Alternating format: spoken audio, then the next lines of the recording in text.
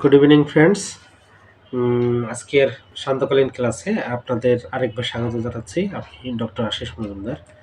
তো আজকের আহ, আহ, অধিবেশনে বা আজকের সেশনে আমি মূলত হোমিওপ্যাথিক একটা কেস আমি আপনাদের মধ্যে শেয়ার করব। খুবই দারুণ একটা কেস। ছেলেটার বয়স হচ্ছে 15 বছর। একটু তাড়াতাড়ি বলার চেষ্টা করব, ক্লাস হবে তো একটু পরে। তো ছেলেটার বয়স হচ্ছে 15 বছর। তো প্রবলেমটা কি শোনেন। ছেলেটা ঠিকমতো খায় না, ঠিকমতো ঘুমায় না। আচ্ছা, বয়স কত? 15 বছর। আচ্ছা, তো সাথে কি এসেছে? মা। তো মা এসে কি বলেছে বা কি বলা শুরু করেছে শুনুন। বলছে, ডাক্তার সাহেব, ওর সমস্যা তো এগুলো আছে, এর পাশাপাশি ওর একটা বদ অভ্যাস আছে। তো জিজ্ঞেস করলাম বদ অভ্যাসটা কি। সে বলছে যে ও না খুব চাল খায়, মানে এই রান্না করা যে চাল ভাতের, প্রতিদিন সে চাল খাবে। আগে ঘুম থেকে উঠলে 4-5টা খেত, আর এখন মুঠা মুঠো চাল খায়। স্কুলে গেলে পকেটে চাল নিয়ে যাবে, ঘুরতে গেলে পকেটে চাল নিয়ে যাবে, ঘুমাতে গেলে পকেটে চাল পাওয়া যাবে। এই হচ্ছে ওর স্বভাব হয়ে গেছে। এখন চাল ওর জীবনের একটা অংশ হয়ে গেছে। মা এই কথাগুলো মানে অভিযোগ করছে। এবার ছেলেটা দেখেন, ছেলেটা আসছে, আসার পরে ও মাথা নিচু করে এইভাবে আছে। তো মার কথাগুলো শোনার পরে জিজ্ঞেস করলাম, বাবু, তোমার মা যে কথাগুলো বলল এগুলো কি ঠিক? ও কিছু বলে না, মাথা নিচু করে চুপ করে বসে আছে। এর মধ্যে আবার একটু মাথা নিচু করে একটু মাথা খাড়া করে কি যেন বলতে গেল, আবার আবার নিচু করে দিল। তো আমি বললাম, বলো বাবু, বলো, কি সমস্যা হচ্ছে, তোমার ভিতর কি চলছে একটু বলো তো খুলে। আবার একটু বলতে গিয়ে আবার নিচু হয়ে গেল। এরকম 2বার বলতে গিয়েও মাথা নিচু হয়ে গেল। তো আমি চিন্তা করলাম যে ওর মায়ের সামনে কি এরকম করছে কিনা, তো ওকে একটু একা করতে হবে। তো আমি বললাম, ওর মাকে বললাম, ভাবি আপনি একটু বাইরে যান তো প্লিজ, আমি আবার একটু করে আপনাকে ডাকবো। তোর মা চলে গেল। এবার আমি বললাম যে, হ্যাঁ বাবু তুমি বলো, মা যে কথাগুলো বলছে, এখন তোমার ভিতরে কি কি সমস্যা বা কি হচ্ছে, মনের মধ্যে কি চলছে, তুমি একটু খুলে বলো, আমি তোমাকে হেল্প করব, বলো। এবার মাথা উঁচু করে বলছে, আঙ্কেল, কি বলছে ভালো করে শুনেন।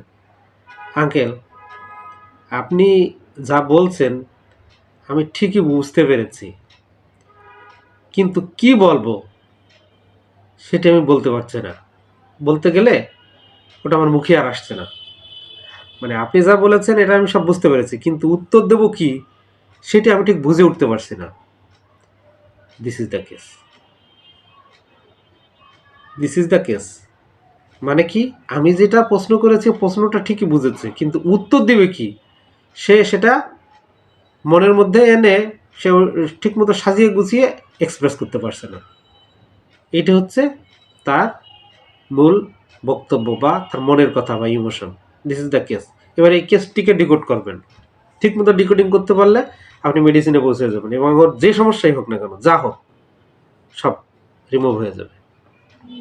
তো দেখুন, এই বাচ্চাটিকে আমরা কিভাবে ডিকোড করেছিলাম, ওর এই কেসটি কিভাবে আমরা ফিলিংসটা নিয়েছিলাম। ওর মায়ের কমপ্লেন হচ্ছে ঘুম হয় না, কনস্টিপেশন, এবং ওর বদ অভ্যাস হচ্ছে চাউল খায়, প্রতিদিন মুঠো মুঠো চাল খায়। তো এখানে ওর মা কিন্তু ওকে নিষেধ করে যে বাবা এটা করে না, এটা করলে তোমার এটা হবে সেটা হবে। ও কিন্তু বোঝে, শোনে, কিন্তু তারপরও খায়। তাহলে আমাদের হোমিওপ্যাথির একটা রুব্রিক্স আছে, সেটা হলো কি, যে কাজ বারবার করে, বলা সত্ত্বেও সে ঘন ঘন করে, একই কাজ বারবার করে, ওটাকে বলা হয় মনোমেনিয়া। তো আমরা প্রথমে একটা রুব্রিক্স ধরলাম, মাইন্ড মনোমেনিয়া। কি বললাম? মাইন্ড মনোমেনিয়া। এবার সেকেন্ড রুব্রিক কি নিলাম? সেকেন্ড রুব্রিক হচ্ছে mind reflecting inability to reflect. কি বললাম? Mind reflecting inability to reflect, অর্থাৎ সে কি বলবে সে সেটা গুছিয়ে ডাক্তারের সামনে এক্সপ্রেস করতে পারছে না। আচ্ছা, আরেকটা কি, বাচ্চাটা প্রথম থেকেই দেখেন সে কিন্তু একেবারে মাইল্ড, সুন্দর, মাইল্ডনেস, তাহলে আমরা নিব কি মাইল্ডনেস, মানে ওই ছেলেটার মধ্যে মাইল্ডনেস আছে। আর কি মনোমেনিয়া পেয়েছি, আর হচ্ছে সে যে কথাগুলো সাজিয়ে বলবে সেগুলো সে ঠিকমতো ডাক্তারের সামনে সাজিয়ে গুছিয়ে মনের মধ্যে থেকে এক্সট্রাক্ট করে এক্সপ্রেস করতে পারছে না। তো এই তিনটে রুব্রিককে একসাথে যদি নেওয়া হয় তাহলে মেডিসিন আসে অ্যাকোনাইট, ওর সাথে আরেকটা আছে এমব্রাগ্রাসিয়া, কিন্তু যখন আপনি কমপ্লিট রেপার্টরিতে যাবেন 2016 ভার্সনে সিঙ্গেল মেডিসিন পাবেন। দিস ওয়াজ দ্য কেস, এই বাচ্চাটিকে অ্যাকোনাইট দেওয়া হয়েছিল, aconite 1M just for 1 dose, এবং এক সপ্তাহ পর থেকে আস্তে আস্তে আস্তে আস্তে ওর সব সমস্যা রিমুভ হয়ে গেল এবং সে কমপ্লিটলি কিওর্ড। তো ঠিক আছে, এই ছিল আজকে আমাদের লেসন। যদি ভালো লাগে অবশ্যই কমেন্ট করে জানাবেন। আর আমাদের এই প্ল্যাটফর্মে আপনারা জানেন অ্যাডভান্স লেভেলে হোমিওপ্যাথিকে প্র্যাকটিস করার জন্য আমরা এখানে ক্লাস নিয়ে থাকি। তো আপনারা যারা শিক্ষানবিশ আছেন, যারা হোমিওপ্যাথিকে ভালোবাসেন, আরও ইমপ্রুভ করতে চান, এটাকে প্রফেশন হিসেবে আপনি আপনার লাইফে করতে চান, তাহলে আপনি আমাদের গ্রুপে নির্দ্বিধায় যোগ দিতে পারেন, আমাদের সাথে যোগাযোগ করবেন, আমাদের ফোন নাম্বার এখানে দেওয়া থাকবে। সবাই ভালো থাকুন, সুস্থ থাকুন, শুভ সন্ধ্যা, আবার দেখা হবে।